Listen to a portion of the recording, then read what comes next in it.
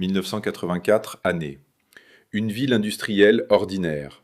Il y en a des centaines de telles villes en Russie.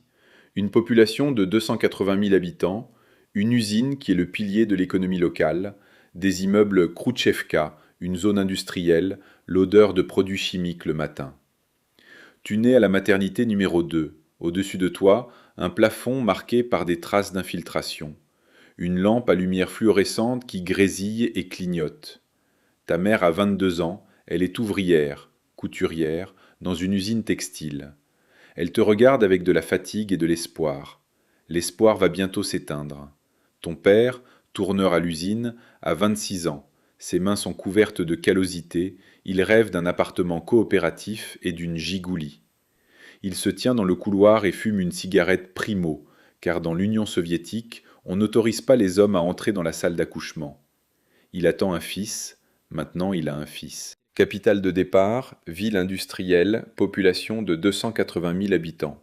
Famille, ouvrière, complète. Logement, un appartement à une pièce dans une Khrouchtchevka de 31 mètres carrés pour 3 personnes. Revenu mensuel du foyer, 240 roubles. Perspective, moyenne au niveau du pays.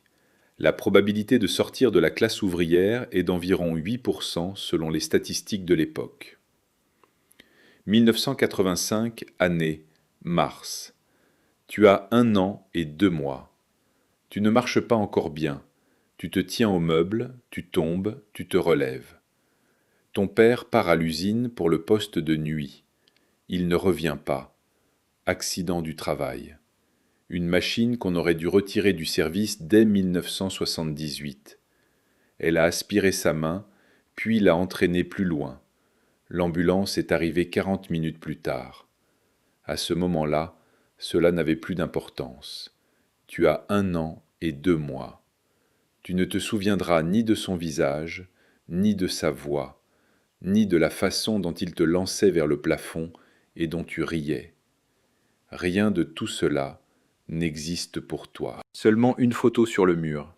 Un homme dans une chemise à carreaux que tu appelleras papa sans comprendre ce que cela signifie.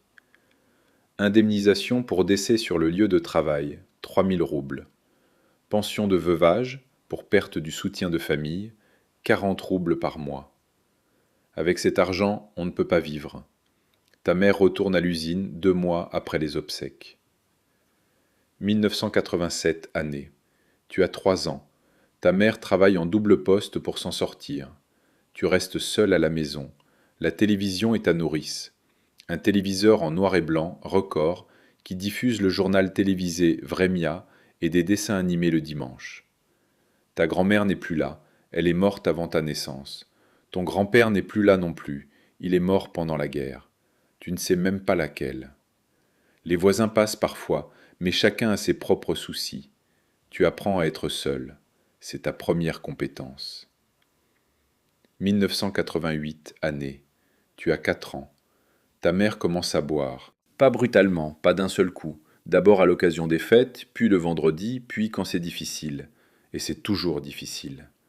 Elle ne devient pas violente, ne te frappe pas, ne crie pas. Elle s'assied simplement dans la cuisine avec une bouteille et fixe le mur. Parfois elle pleure, parfois elle parle avec ton père qui n'est plus là. Tu apprends à la contourner pendant ces soirées. À 6 ans, elle boit tous les jours, silencieusement, sans attirer l'attention des voisins, mais régulièrement. Une bouteille après le travail, comme un rituel. Tu sais déjà ce qu'est le porto, ce qu'est la vodka, ce qu'est l'odeur d'alcool le matin. Tu n'as pas d'école maternelle, il n'y a pas d'argent pour ça, pas de préparation à l'école, presque pas de livres à la maison. Ta mère ne lit pas, tu ne le demandes pas. La télévision diffuse les nouvelles sur la perestroïka et la glasnost. Tu ne comprends pas un seul mot. 1991, année, 1er septembre. Tu as 7 ans. Tu vas en première classe. Cérémonie d'ouverture, des enfants avec des fleurs, des parents avec des appareils photo. Toi, tu es dans une chemise délavée qui appartenait à ton cousin aîné, sans fleurs, avec ta mère qui sent l'alcool de la veille. La maîtresse te regarde et comprend tout. Elle a déjà vu de tels enfants. Elle sait comment cela va se terminer. Première leçon. La maîtresse demande « Qui connaît les lettres ?» Tous lèvent la main, sauf toi. Qui sait lire jusqu'à 20? Tous lèvent la main, sauf toi. Qui sait écrire son prénom? Tu ne lèves pas la main. Tu as 7 ans et tu ne sais rien. Non pas parce que tu es bête, mais parce qu'il n'y avait personne pour t'apprendre. Décembre. Tu connais les lettres. Pas toutes, mais la plupart. Tu ne sais pas lire, les lettres ne forment pas des mots. Tu ne sais pas écrire, ta main ne t'obéit pas. Tu sais compter jusqu'à 10. La maîtresse dit à ta mère: il a besoin de cours supplémentaires. Ta mère hoche la tête. Il n'y aura pas de cours supplémentaires. Pas d'argent, pas de temps, pas de force. 1992 année. Tu as 8 ans, fin de la première année scolaire. Tu es admis en deuxième année conditionnellement, c'est-à-dire par pitié. La maîtresse ne veut pas te faire redoubler en première. Elle espère que tu rattraperas le retard. Tu ne rattraperas pas. 1993 année. Tu as 9 ans, troisième année. Tu ne connais pas la table de multiplication. Tu lis syllabe par syllabe. Tu écris avec des fautes dans chaque mot. Note finale. Russe, 2. Mathématiques, 2. Lecture, 2 avec un moins. Ta mère est convoquée à l'école. Elle vient avec une odeur d'alcool. Signe le document. Tu redoubles. Maintenant tu as 9 ans et tes camarades ont 8. Tu es plus grand, plus costaud. Tu es redoublant. C'est une marque. Tu la porteras jusqu'à la fin du collège. Les enfants se moquent. Les enseignants te regardent avec pitié ou avec mépris. Tu apprends à être invisible. C'est ta deuxième compétence. 1994 année. Tu as 10 ans. Tu reprends la troisième année pour la deuxième fois. Maintenant, tu comprends un peu mieux.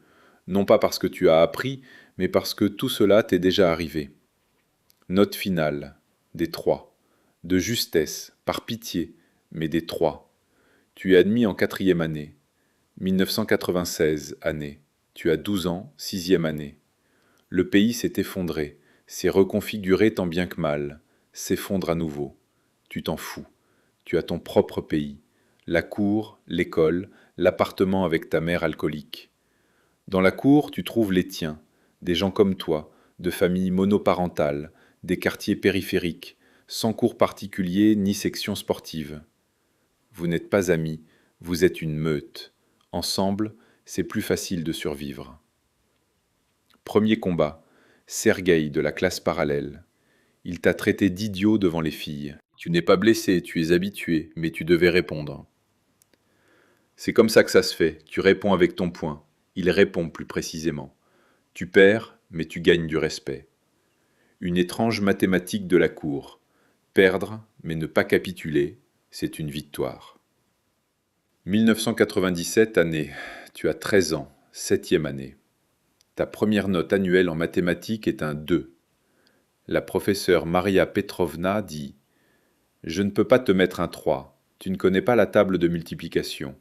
Tu as 13 ans et tu ne sais pas combien font 7 fois 8. Tu te tais. Tu ne le sais pas. C'est quelque part entre 50 et 60, mais exactement où, tu dois compter sur tes doigts. Un examen de rattrapage est prévu à l'automne. Tu le repasses. Maria Petrovna te mettra un 3. Non parce que tu as appris, mais parce qu'elle en a assez de s'occuper de toi. 1998 année, août. Défaut de paiement, crise économique. Tu as 14 ans. Ta mère perd son emploi, l'usine ferme. La pension pour perte du soutien de famille devient dérisoire. L'inflation la dévore en une semaine. Vous vivez de ce que ta mère gagne comme femme de ménage dans l'école, dans cette même école où tu étudies. Maintenant tout le monde sait que ta mère lave les sols. Une autre marque. 1999, année. Tu as 15 ans. Fin de la 9e année. Tu arrives au bout tant bien que mal, avec des 3 que l'on t'a attribués par pitié. Aux enseignants, il est plus simple de te mettre un 3 que de s'embêter avec toi une année de plus. Ton bulletin comporte 7 3 et un seul 4. En éducation physique, tu cours bien. C'est la seule chose que tu fais bien. Ta professeure principale, Tamara Ivanovna, est la seule personne qui essaie de t'aider. Elle dit: tu pourrais essayer de continuer en 10e année. Tu la regardes comme si elle était folle. Pourquoi? La 10e année, c'est encore 2 ans. Ensuite le bac, EGE. Ensuite l'université, pour laquelle il n'y a pas d'argent. Pourquoi irais-tu au PTO? Là-bas, on n'a pas besoin de réfléchir. Carrefour du destin numéro 0. Option A. 10e et 11e année, bac, chance d'entrer dans un lycée professionnel ou une université. Option B. École professionnelle, PTU, spécialité manuelle, usine. Ton choix, B.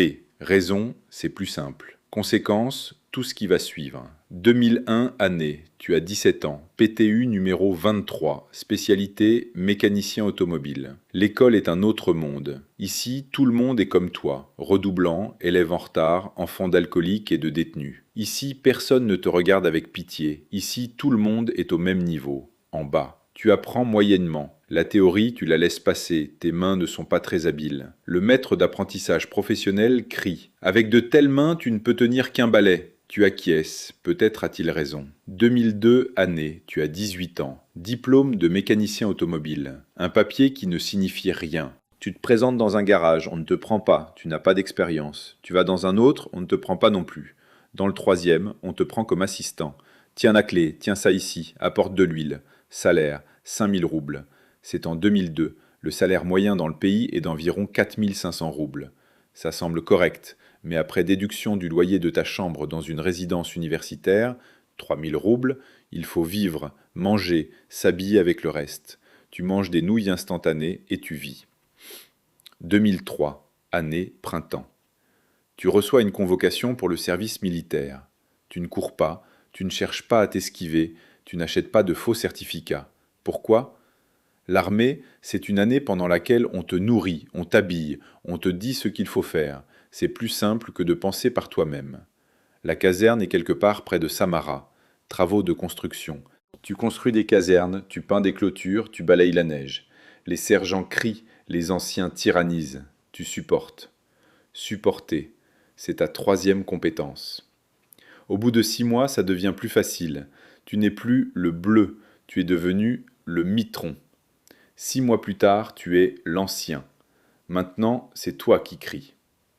Le service se termine au printemps 2005. Tu as bien servi. Tu as même reçu une recommandation.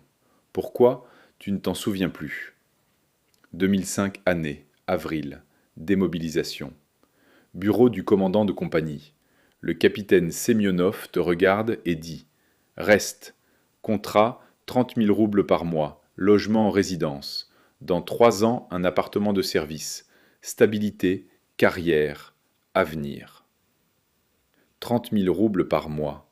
En 2005, c'est beaucoup d'argent. C'est plus que ce que ta mère a gagné toute sa vie en faisant le ménage. Tu dis « Non merci, mais non, je veux rentrer chez moi. » Le capitaine Semyonov te regarde longtemps, puis dit « Idiot, tu le regretteras. » Tu ne comprends pas pourquoi elle dit cela. Tu veux simplement rentrer chez toi, auprès de ta mère qui ne te reconnaît même pas quand elle est sobre, dans un appartement qui sent le moisi et l'alcool. Dans une ville où personne ne t'attend. C'est la première décision véritablement stupide de ta vie. On te proposait une carrière toute tracée. Tu as dit non parce que tu n'y as pas.